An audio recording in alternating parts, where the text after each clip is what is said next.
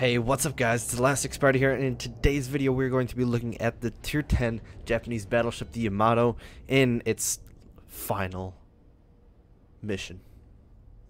We're playing on the map Ocean, and if you want to see what this map has turned into, be sure to stay tuned. Alright boys and girls, we are into the game now, and don't worry, we haven't moved very far. It is the map Ocean, and well, what do you expect? What do you expect from this map? It's... whoa. We got some very, very interesting shell tracers here. This map is, well, I guess there's a reason why no one plays it anymore. Or why it's never played or put into the matchmaker, for that matter. It's one of those maps that is just so barren. So barren. But it's honestly one of the fun maps. I really do enjoy this map at times. Today, however, my first few salvos, well, that is just not the case. I am not enjoying them one bit. For someone that's not a very good sniper, especially in the Yamato or any battleship for that matter, it's really a pain in the butt. And certainly there are some people on my team that, well, we've got a couple Clevelands. We've got Ibuki. I guess Ibuki can do work. But those two poor Clevelands, what are they ever going to do? Well, hopefully we will find out rather shortly. Let's see if they actually get killed in the first few minutes of the game or if they actually stay alive. That being said, we're just going to be sniping here in the beginning stages. So for the most part, I guess I'll go over my modules. My modules are rather simple in this ship. It's main armor's mod 1, then damage control, then accuracy, of course. Then we've got damage control because you are a battleship, and especially in the Yamato, you just like to sit, bow in, and hit the S key. Finally, we've got concealment, and then unfortunately I do not have the legendary mod. I think after this game I managed to get the second stage, or maybe right after this game I managed to get the second stage, or the fourth stage rather, and I'm on the last little bit for my Yamato legendary mod, which I would thoroughly recommend. And then finally we've got the captain. Well, the captain is pretty simple. You can kind of do it how you like, and look at this shot. I meant to shoot at the Des Moines, but I end up maybe we'll actually be clipping this Kronstadt. How funny would that be? Not even aiming at the Kronstadt. Oh, so close. Not too sure why this replay is just so buggy at the moment. Anytime I go and follow my shots in the replay itself, like I'm not doing it right now, but when I do it in the game and then I follow the shots in, for some reason it always is super laggy. I don't really know why. Honestly, it's fine when I'm playing, but other than that, not really. Anyways, I'm getting a little distracted. For my captain skills, you can kind of do whatever. I believe I'm running the double catapult, but you can also run priority target for that matter. Definitely expert marksman is a must on this ship, and then also adrenaline rush, superintendent, any sort of damage control is also very viable. Then concealment and fireproof is, I believe, what I am running in this replay, and that's probably what I would recommend, honestly. So we do have a nice fellow in here by the name of Pink Assassin, which maybe there's a relation to Pink Panther. I have no clue, but nonetheless, he's been chatting with us, and hopefully we will be taking him out rather shortly here, or it might take a few minutes. I don't know. But so you probably have already clicked out or thinking about clicking out of this video, and honestly I don't blame you. The map Ocean is very static and very one-dimensional. You can kind of see why. Battleships pretty much just rain, and ships like the Kitakaze, Des Moines, anything that has really good range, or I guess that's an Akizuki, anything that has good range just kind of, it's just super annoying, and it's super hard for any sort of destroyer to basically do anything on this map. And I can kind of see why it was removed. pretty much from the matchmaker completely. You know, obviously you can still get it, but it's quite rare at this point. However, I still like this map. It's still a fun map to play on every once in a while. It's almost a relic, if you will. Being able to play on ocean, I always get so surprised whenever I play on ocean. That it's like, oh boy, I'm playing on ocean. So, Prince Oregon sitting broadside in cap, well, that's not going to go well for him. Hopefully my shells line up, and we managed to get that Citadel, as well as a few other pens for that 22,000 kill, and we're already up to 76,000 damage. Now you might be saying, well, what do you expect, man? You're fighting a lot of battleships, and there's a lot of broadside stuff. I mean, it's to be expected. It's coming with the waters. Well, let's see what we will do to this Iowa. Dispersion looks kind of god-awful, but we still managed to put a 30 burger into him. And oddly enough, in this replay, we were actually while I was streaming this game, I was actually answering questions about aiming and how to aim and that sort of stuff. And I actually found it a very interesting topic, but also a topic that is very difficult to explain for something that is seemingly so simple. And I just want to kind of talk about that a little bit. I've always found it interesting that aiming is such a crucial part of World of Warships, but yet it's still so misunderstood at times. And I'm not claiming to know all the answers, because by any means I'm certainly not the best player, but I mean, it's so weird. And wow, we didn't get any citadels there. It is so interesting on how people aim, because everyone has a slightly different way to aim. And basically I ended up boiling it down to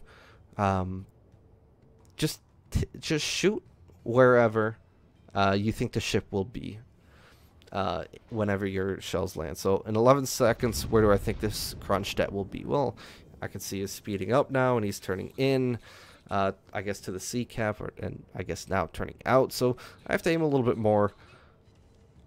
But dispersion just, you know, messes you up. And that's one thing I kind of am frustrated by this game at times. It's because it would be so much better if there was some modification. I'm saying for only training room purposes, where you could have shells coming out, like basically the same exact shell dynamics and forces and all that other stuff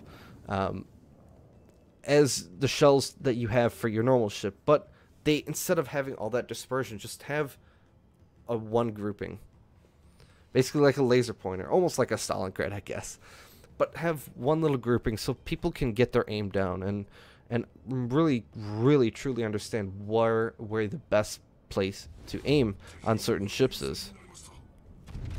So, like, for example, on this Kronstadt, now he's going very, very slow, probably a quarter speed, and I'm going full steam, but I managed to hit 3 shells, which I guess is good for out of 9, a third of my hits. That's decent, but I only do 3k damage.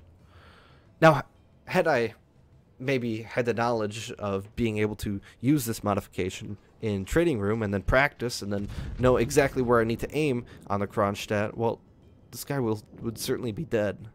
Now, maybe that's too strong. Maybe that's too much of a too much power in the player's hands. I don't know, but maybe you guys should let me know down in the comments. I've just gone off on a tangent, and I think this video is I've had to do something with this video because I enjoyed this game because it was on ocean, but I also didn't enjoy this game because it was on ocean. So I didn't really know what to do with this video. But as you can see, we're having a great time. 150,000 damage.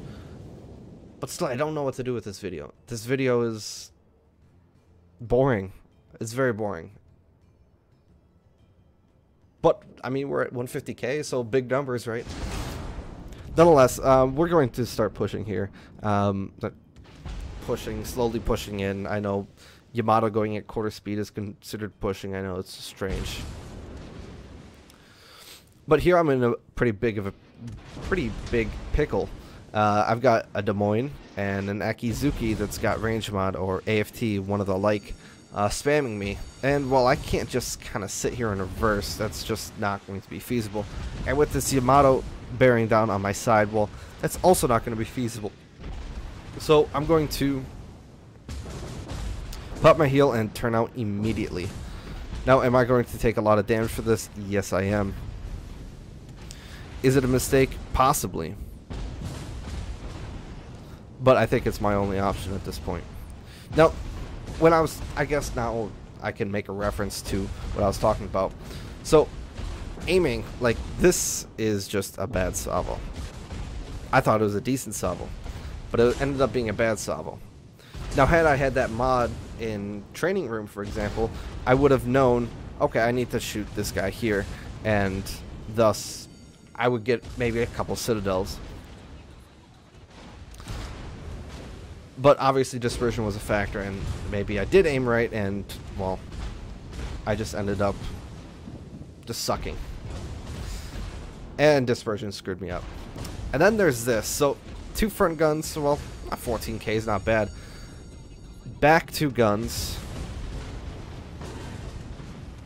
Or back gun. Like, double citadel. And like, 3 shells hit.